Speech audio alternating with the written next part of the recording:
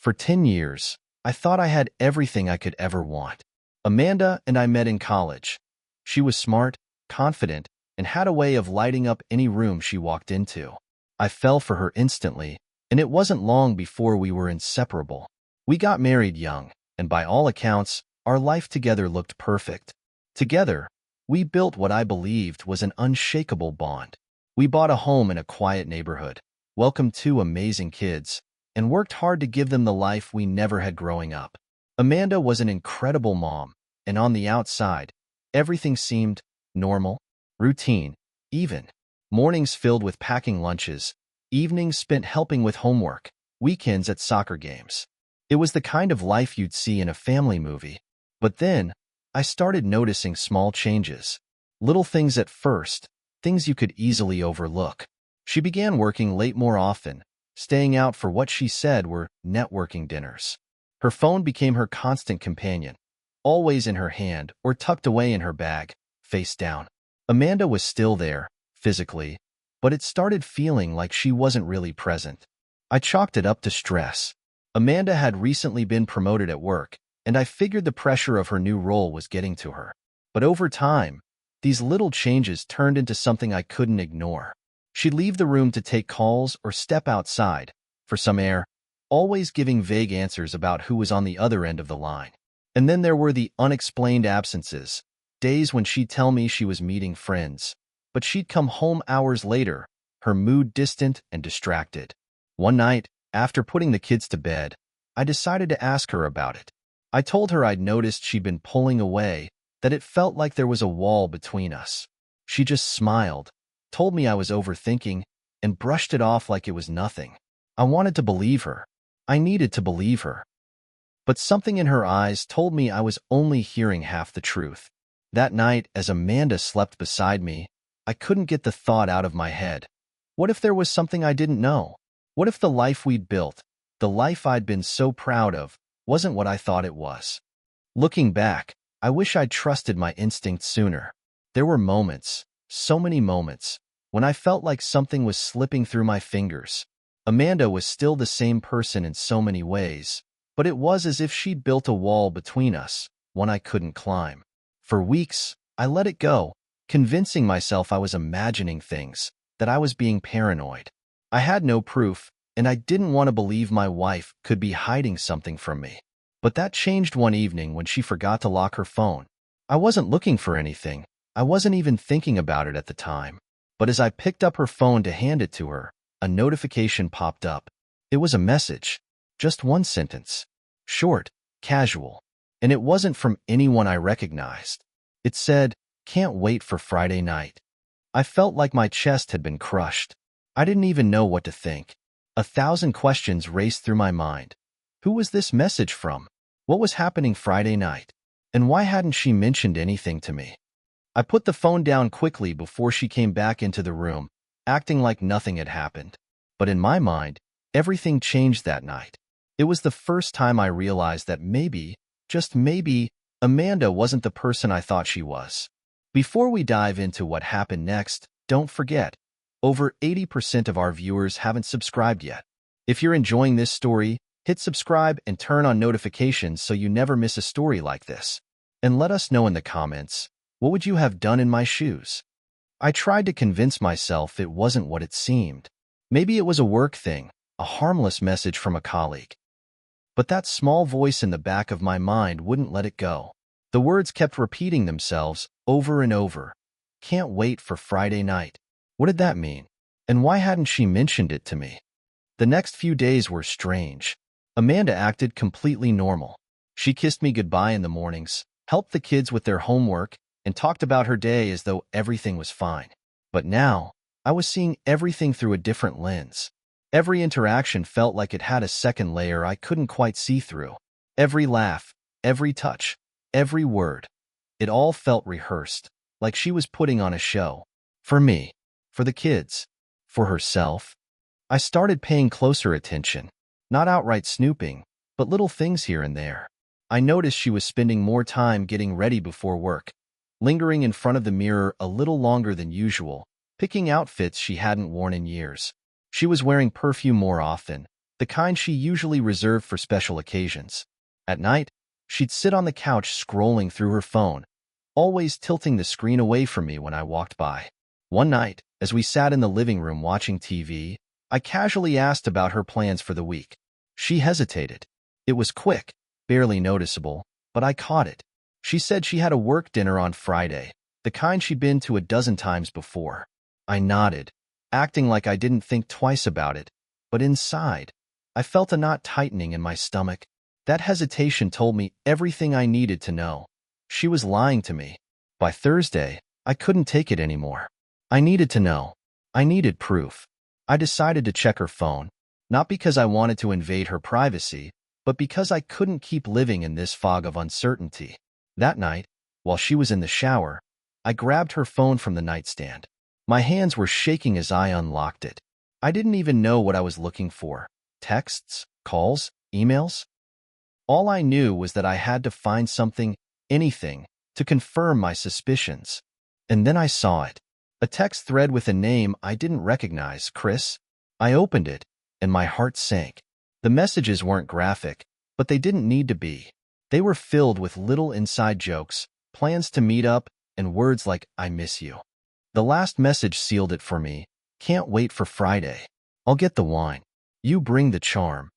I stared at the screen, barely breathing, as 1,000 emotions washed over me. Anger, betrayal, sadness, confusion. How could she do this to me? To our family? To everything we'd built together? When Amanda came out of the shower, I was sitting on the bed, her phone in my hand. She froze when she saw me, her face draining of color. What are you doing? She asked, her voice sharp but shaky. I didn't respond. I just held up the phone, the messages still open, and looked her in the eye. For a moment, she didn't say anything. Then, she tried to laugh it off. She said it wasn't what it looked like, that Chris was just a friend, that I was overreacting. But her words felt hollow, like she didn't even believe them herself. I didn't yell. I didn't argue. I just stood up, handed her the phone, and walked out of the room. My mind was racing, but I knew one thing for certain. I couldn't let her keep lying to me. I needed answers. Real answers. And I was willing to do whatever it took to get them. The next day, while she was at work, I did something I never thought I'd do. I hired a private investigator. It felt extreme, like something out of a bad TV drama, but I didn't see any other way. I needed to know the truth, and I needed it from someone who could find what I couldn't. I gave him her work schedule, her usual hangouts, and, reluctantly, the name from the text thread, Chris. He told me he'd get back to me in a few days, and those days were some of the longest of my life. I barely slept. I barely ate. I'd put the kids to bed and sit in the dark, replaying every moment of our marriage in my mind, looking for signs I might have missed. Were there other times she'd lied to me? Other nights she'd been working late? The more I thought about it, the more I realized how blind I'd been. I'd trusted her completely, and she'd taken advantage of that trust. By the time the PI called me with his findings, I was ready for anything. Or at least, I thought I was.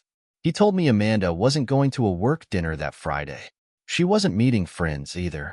She was going to a restaurant across town, a quiet, upscale place we'd been to a few times for anniversaries. And she wasn't going alone. She was meeting Chris. The PI had photos. Amanda walking into the restaurant, laughing as she greeted him. The two of them sitting at a table, leaning in close like they were the only people in the world. I felt like I'd been punched in the gut. Seeing it spelled out like that, seeing the photos, the undeniable proof, was a pain I can't even describe. But along with the pain, I felt something else. Something sharper. Something colder. I felt anger. Pure, unfiltered anger. And in that moment, I made a decision. I wasn't going to let this go. If Amanda wanted to sneak around behind my back, then I was going to make sure she paid for it. I didn't know exactly what I was going to do yet, but one thing was certain. Friday night wasn't going to go the way she planned. The photos from the investigator were still fresh in my mind. The way she smiled at him, leaned into him, completely at ease. That image burned in my head like a brand. I wasn't going to let her get away with this. Not after everything we'd been through, everything I had sacrificed for her and our family. I started planning that very night. At first, The ideas that came to mind were impulsive, reckless. I wanted to walk into that restaurant, flip the table, and expose her for the liar she was. I wanted to make a scene, to see the look of shock on her face when she realized her game was over. But as the hours passed and the initial wave of anger faded, I realized that wasn't enough. No, I needed to do something that would stick, something she wouldn't forget. By morning, I had my plan. It was simple, but it would send a message. First, I called a process server, a professional who delivers legal documents, in this case, divorce papers. I told him exactly where and when to find Amanda on Friday night, and I made it clear I wanted him to serve her right in the middle of her little date. Make it loud, I said. Make sure everyone knows. He didn't ask questions, just promised he'd get it done. Next, I called the restaurant.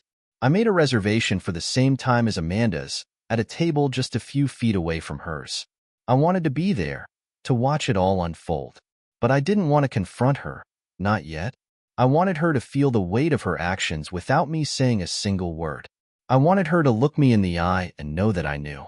On Friday afternoon, I packed a small bag with some of her things, clothes, toiletries, her favorite book. I wasn't just going to serve her with papers. I was going to send a message that her time in my life, in my home, was over.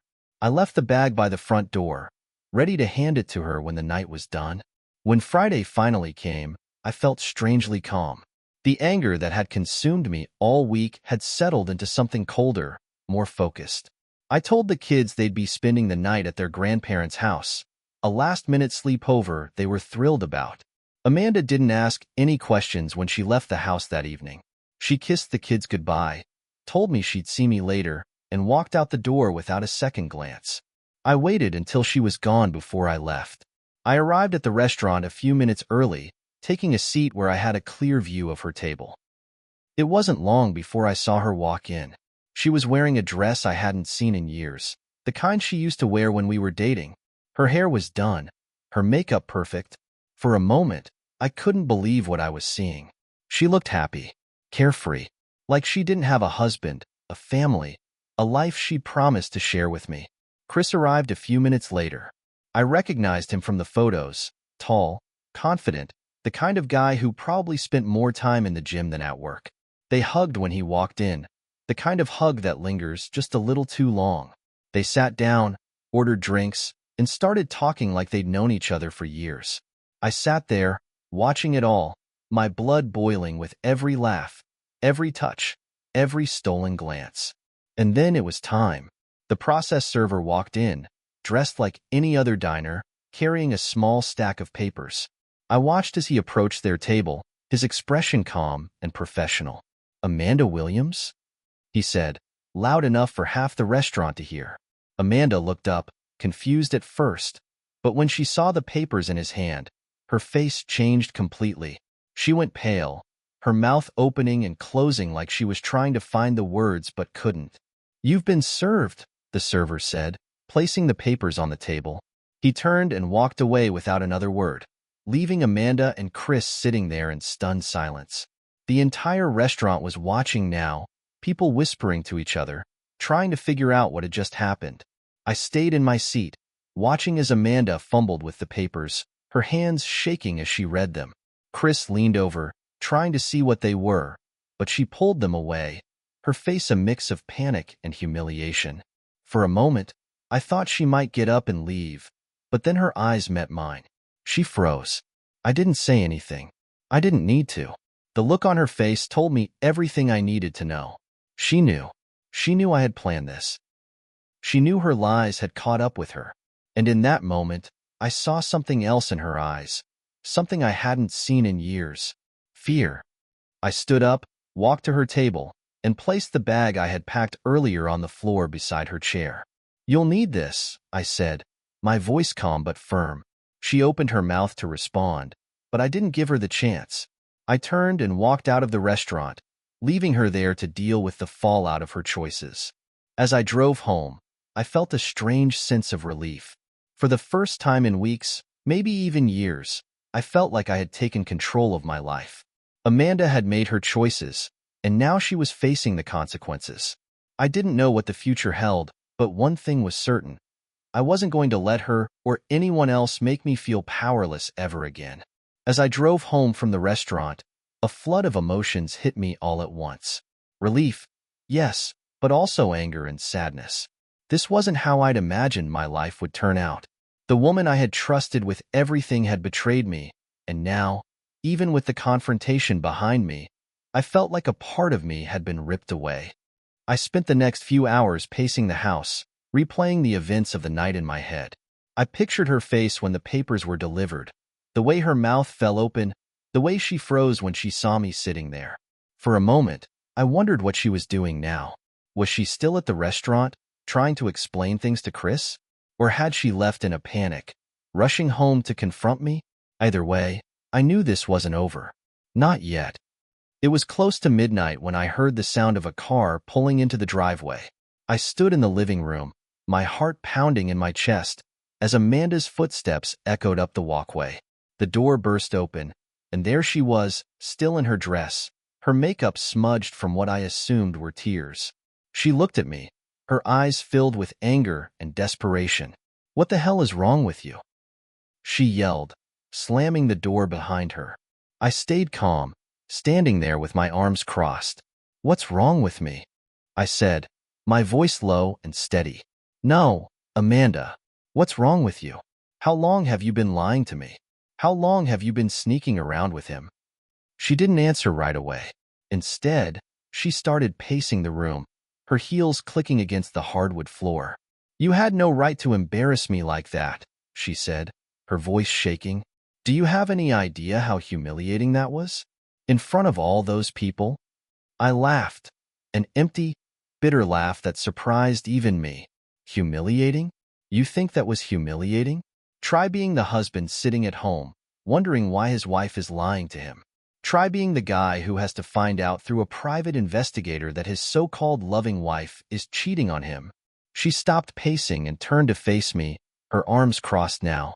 "It wasn't what you think," she said, but her voice lacked conviction. "Chris and it's complicated. I wasn't going to leave you. I just needed, I don't know, something different." "Something different?"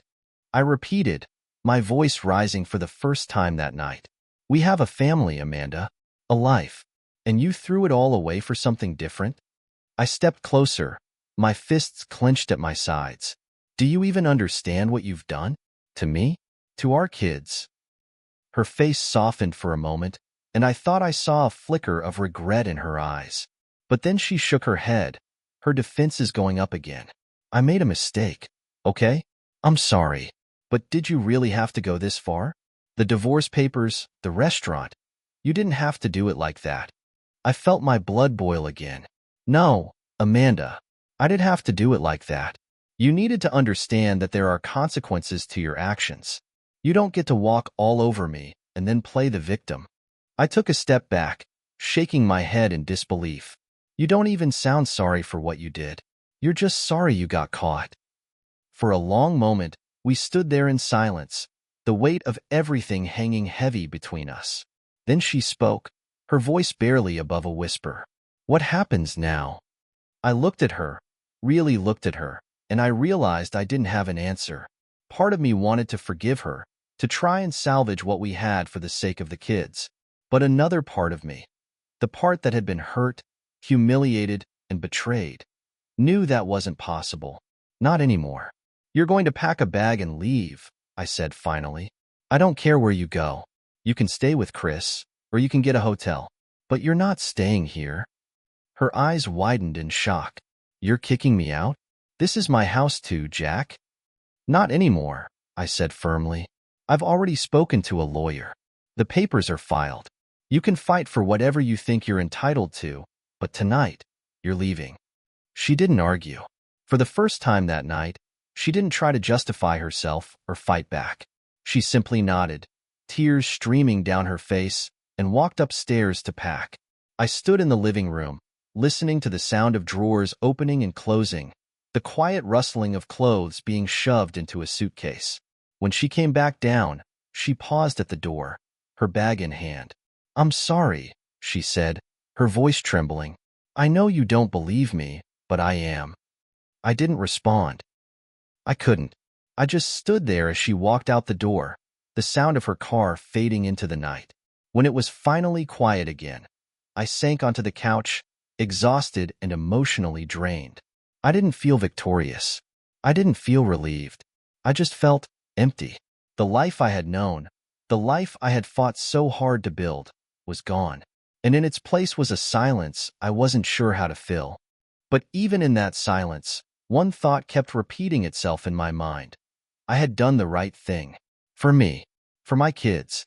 And no matter how much it hurt now, I knew I'd made the first step toward something better. But as the hours dragged on and the quiet of the house settled around me, I realized something. Amanda hadn't faced nearly enough of the consequences for what she'd done.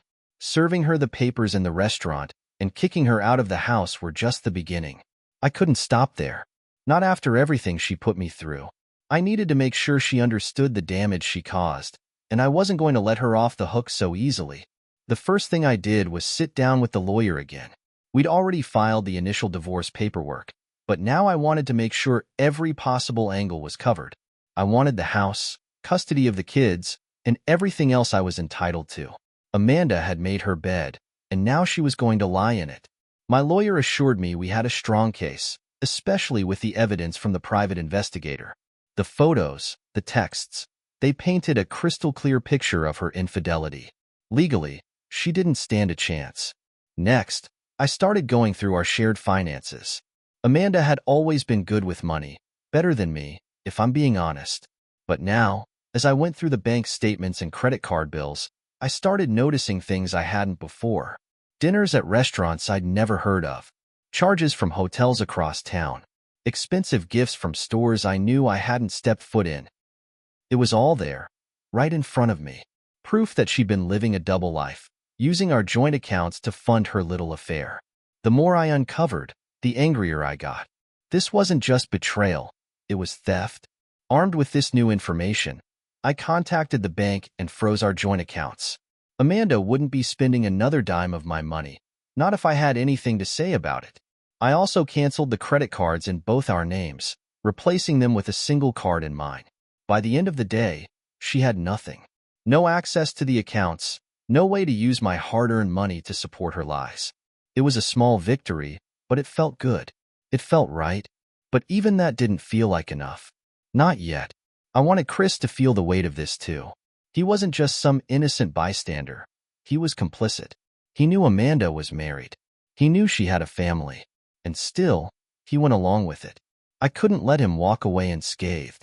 So, I did a little digging of my own. It didn't take long to find his workplace. Turns out he worked at a local marketing firm downtown. I thought about calling his boss, exposing everything, but that felt too impersonal. I wanted him to see me, to know I wasn't afraid to confront him. The next morning, I showed up at his office. It was a sleek, modern building, the kind that screams corporate ambition. I walked straight past the receptionist, ignoring her questions, and headed for his desk. He looked up as I approached, his face registering shock, then unease. "Jack, right?" he said, trying to sound casual but failing miserably. "What are you doing here?" I leaned over his desk, my voice low but firm. "You thought you could waltz into my life and take what's mine without any consequences? You thought I wouldn't find out?" His eyes darted around the office, clearly uncomfortable. "Look, man, I didn't mean for this to happen," he stammered. "It just happened." "It just happened?" I repeated, my voice rising. "You slept with my wife. You helped destroy my family. And you want me to believe it just happened?" By now, his co-workers were starting to notice. People were whispering, peeking over their cubicles to see what was going on. I didn't care. I wanted everyone to hear this. "You're a pathetic excuse for a man," I said, my words cutting through the silence. "And trust me, this isn't over." I left the office before security could get involved, but the damage was done. Chris had been exposed, not just to me, but to everyone around him. If he thought he could walk away from this unscathed, he was sorely mistaken. Meanwhile, Amanda had been texting and calling nonstop since the night I kicked her out. Her messages ranged from tearful apologies to angry rants, accusing me of being cruel and vindictive. I ignored them all. She didn't deserve a response. But one message caught my attention. It was a single line. "You're going to regret this?" For a moment, I wondered if she might actually try something, but I quickly pushed the thought aside. Amanda was many things, but she wasn't stupid. She knew better than to cross me again. As the days turned into weeks, I focused on rebuilding my life. I threw myself into work, spent more time with the kids, and started making plans for the future. But even as I moved forward, there was a part of me that couldn't let go of the anger, the need for justice. Amanda and Chris had tried to tear my life apart, and while I'd taken steps to protect myself, I wasn't ready to let them off the hook just yet. That's when I had one final idea, something that would send a message loud and clear. I contacted the private investigator again, this time asking for help digging into Chris's past. It didn't take long to uncover a few skeletons, nothing major, but enough to tarnish his reputation if it ever came to light.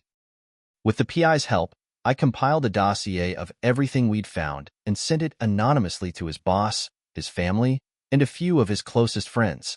I knew it was petty, but I didn't care. After everything they'd done, they deserved it. In the end, my revenge wasn't about destroying their lives. It was about reclaiming mine. I wanted them to understand that their actions had consequences, that they couldn't just walk away without feeling the weight of what they'd done. And as I sat back and watched the fallout unfold, I felt something I hadn't felt in a long time: closure. For the first time since this nightmare began, I felt like I could finally breathe again. The weight that had been sitting on my chest for weeks, the anger, the betrayal, the sadness, was starting to lift. It wasn't gone completely, not yet, but it felt manageable, like I could finally see a path forward. I knew there was still work to do. Divorce proceedings take time, and rebuilding trust with myself, with others, would take even longer. But for the first time, I felt like I had control again. Control over my life, my choices, my future. In the days that followed, I began to notice changes in myself. Subtle at first, but unmistakable. I felt lighter, more confident. I started taking care of myself again, going to the gym, eating better, spending more time outdoors. I'd wake up in the mornings and not feel that sinking dread in my stomach, the constant replay of what Amanda had done. It was still there, in the background, but it didn't define me anymore.